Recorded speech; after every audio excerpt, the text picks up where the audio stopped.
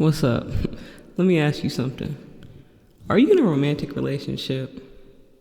No? Have you ever been in a romantic relationship with anyone? Interesting. Well, I'm sure at least you've dreamt of being in one. You know, being someone's baby girl, baby boy. That ring a bell? Well, what about being someone's daddy or lil ma or mamas? Yeah, I think it's starting to ring a bell now. What's up? It's Rose Gold Empathy, and I'm back with another free game episode. I'm really excited for this one because this is probably one of my most controversial videos yet, and you know me, I love to stir the pot because this is popping. But look, here we go. Talking all about romance, its origins, creepy origins, might I add. We're going to answer questions of why are we romantic? Why do we engage in romantic behavior? What does romance mean? What's the etymology of romance? Why do we call our partners baby? Daddy? Stay tuned. So I want y'all to sit back, chill, and get ready to heal. I do first want to say, though, that all of the things I'm about to say are reflective entirely of my own beliefs based on my own research that I've done in my own free time. I'm not a professional in any field, though I am a recent philosophy graduate, so some of my philosophical beliefs are sort of rooted in actual tested theories. But overall, I'm not trying to deceive anyone or make it seem as though my way is the only way of looking at this thing. But I do offer a fresh insight, and I think it's going to benefit you. And stay woke, and let's get right into it. All right, y'all. So without further ado, let's start this free game episode off right with starting with the etymology of the word romance. So what's interesting about romance is that however widely accepted and normalized it is by society and however much you dream of being in a romantic relationship, it seems the vast majority of us don't understand the history of romance. And like many words, it takes a little bit of digging to really unearth what's really behind all of, the hype.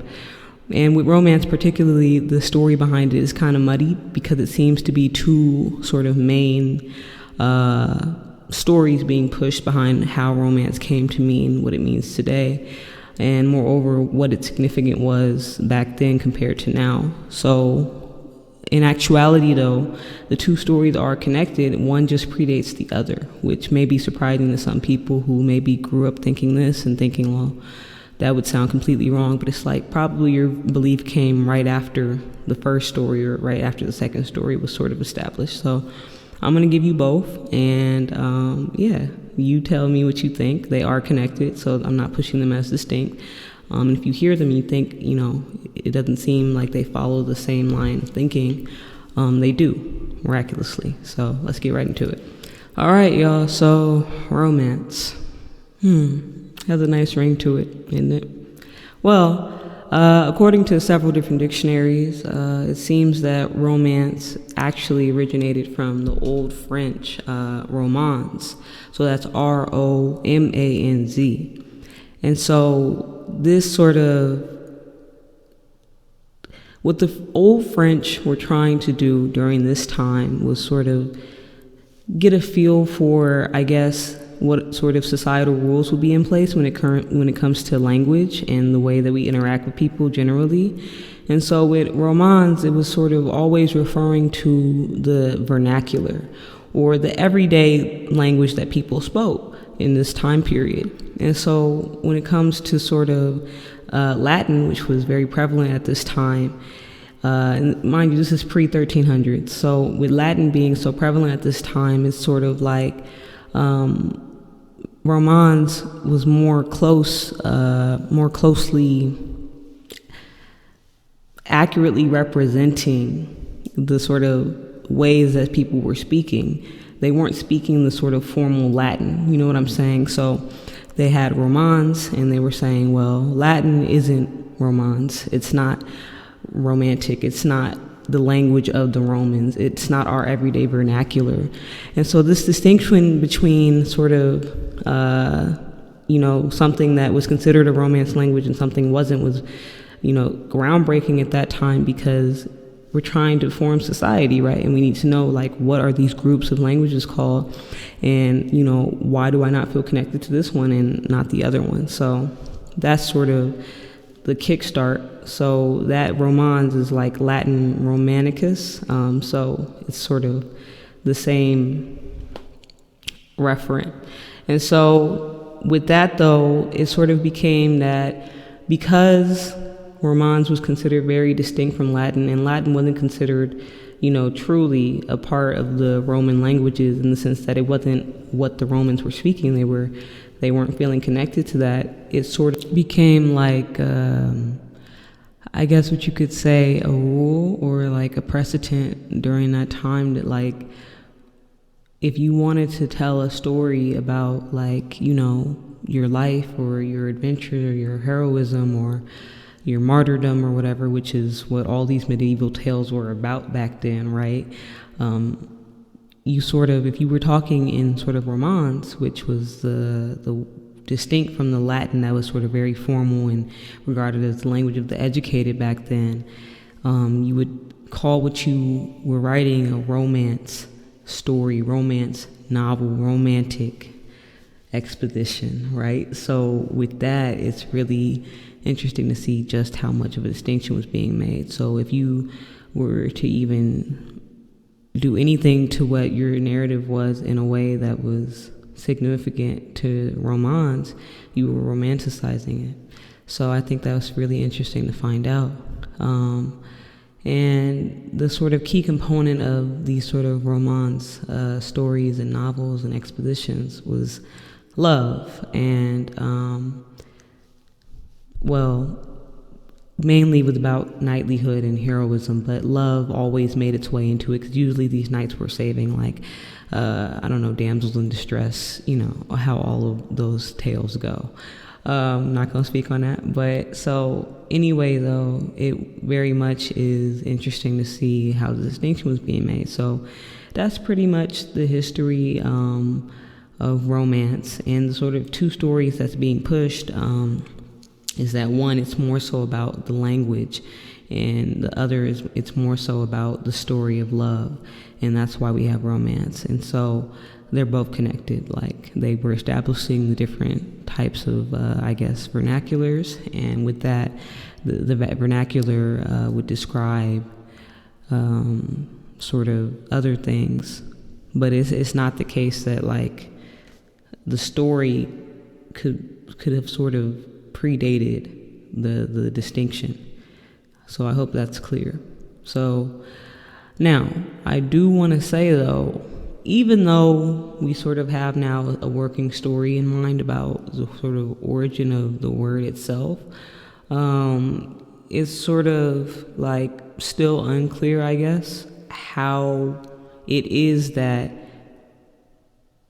love or some sort of relationship in which there's two parties or more doing something that they wouldn't normally do with their family, I guess, sort of became this thing that we know as romance. Because I don't know, I guess surely it wasn't only the people in this demographic that were having bonds and relationships like this, right? It's just like how I always say, the word is just the word. Like, the word has not always been romance.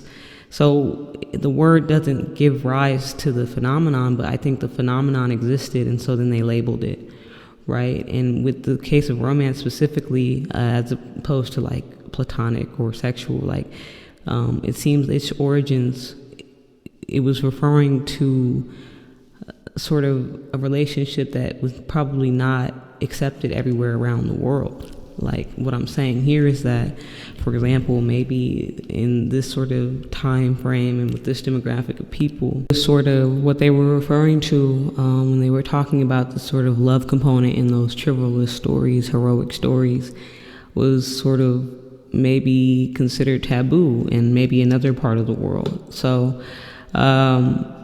with that being said, this is why we still don't have a clear understanding based on the etymology alone of what romance really gets at and what romance really refers to, and what sort of love, the love component of romance is what we're focusing on here. I'm not focusing linguistically on. So again, those are the two narratives that are pushed. Like, okay, the distinction between, okay, this is a romance language, this isn't.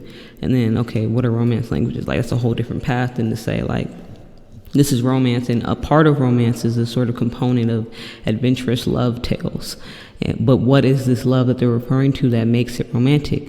It seems weird to say that it was just the love of the Romans, because we use it today to refer to everything, like not just a certain different demographics way of showing a certain type of love. So I hope that's a clear distinction.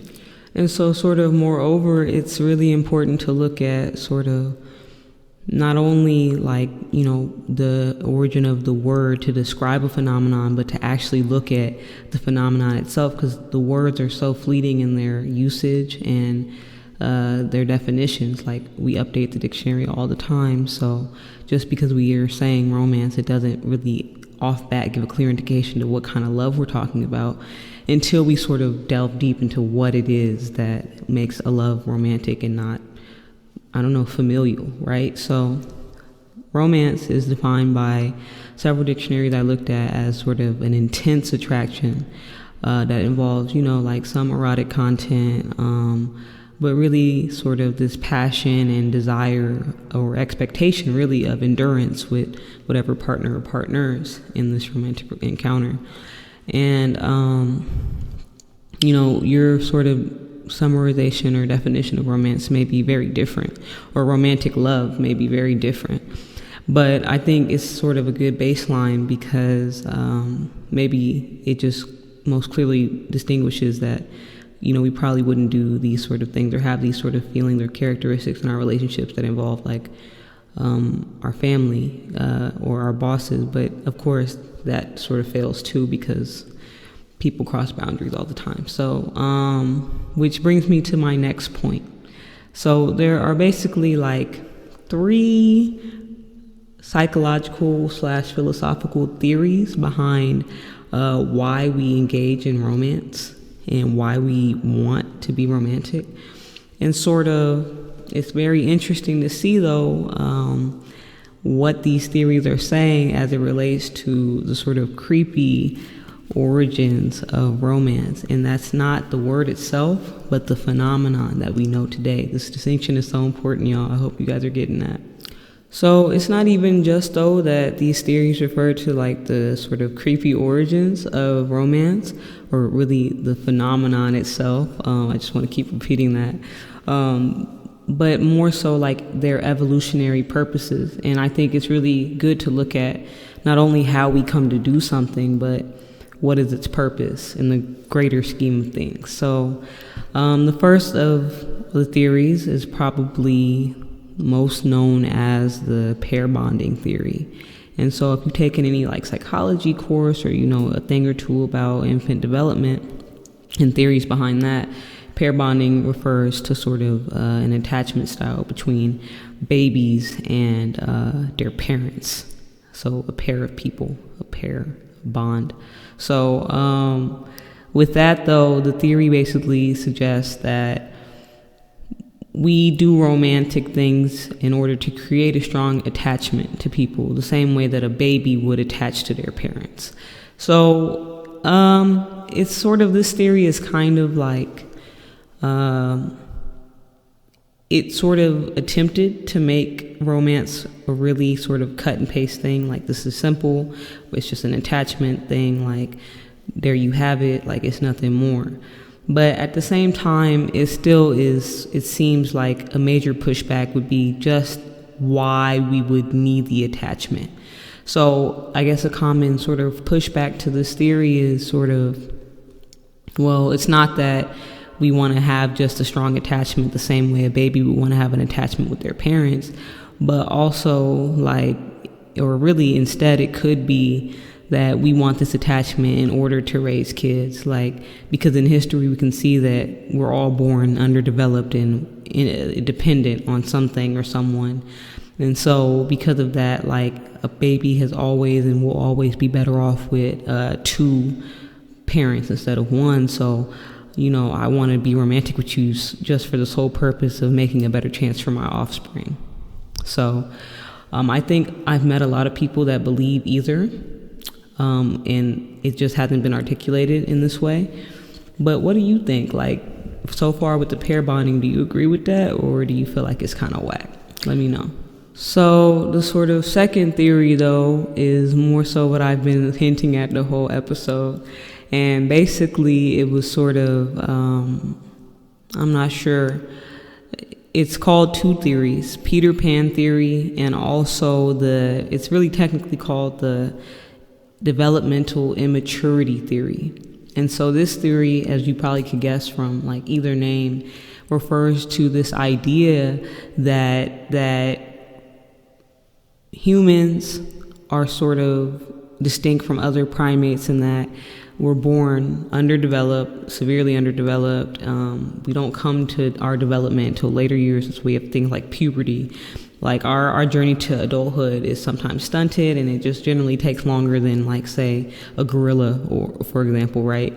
So with that, though, it's sort of because we are born with all of these sort of drawbacks, we get into these romantic relationships because we're seeking that protection, that passion, that warmth that would be akin to that of a relationship between a baby and its mom or its dad or its parent, right? So it's sort of really interesting to see that maybe we want to be romantic with people and we want to call each other baby girl, baby boy, daddy, mama, ma, like, because we're still looking for that love that we either didn't get from our parents, or that we got but want more of, or we're always just searching. So what do you think about that? I think romance, I think this theory is the one I agree with the most. I think it has these sort of strange origins. And when we think about the Roman Empire, especially in sort of what has been sort of known as like the hot spot for pedophilia and things like that, we see that perhaps the romance that they were originally referring to, independent of these theories, is sort of maybe it was referring to relationships that were between babies and their parents, and that was romantic. That was the greatest love. And in modern time, it seems like it's just a heinous thing, but for them it seems like different relationships have different utility to them. And so whatever that relationship would have been back then is still, I feel, immoral, but at the same time, like, it seems like they would use that in a different way than we would today. So that's the creepy part to me. But this sort of theory, of course, is probably the most unsupported one at the same time. But it's out there, so let me know what y'all think.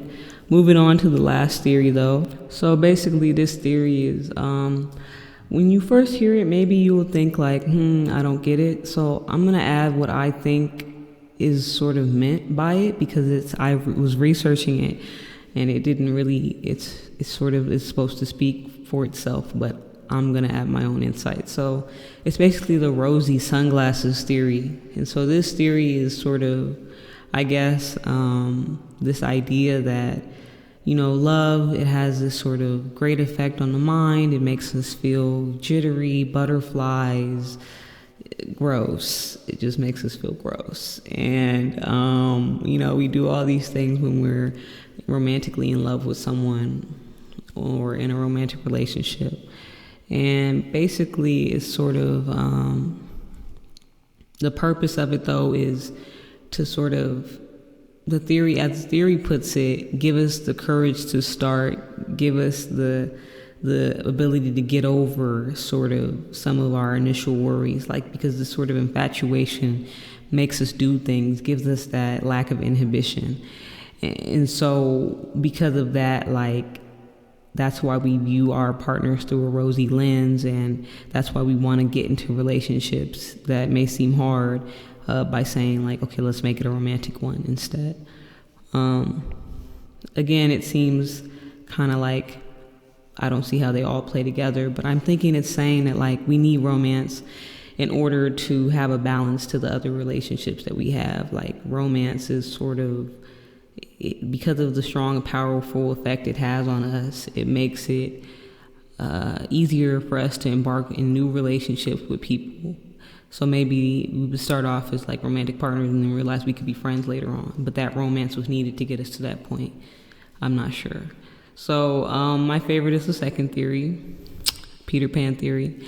I think it's really creepy. I think it does speak to the nature of romance. And this was a really long episode. I think it's the longest episode I've ever done, in terms of like one where like you could see me. But you know, I'm repping the BLM on the mic. Yeah, it's what's up. So I did want to let y'all know though, that 444 album dropping August 21st. I'm excited for it. I might drop 222 or I might just drop a single. I don't know. I'm feeling like I don't know. Rose gold. Free game, romance.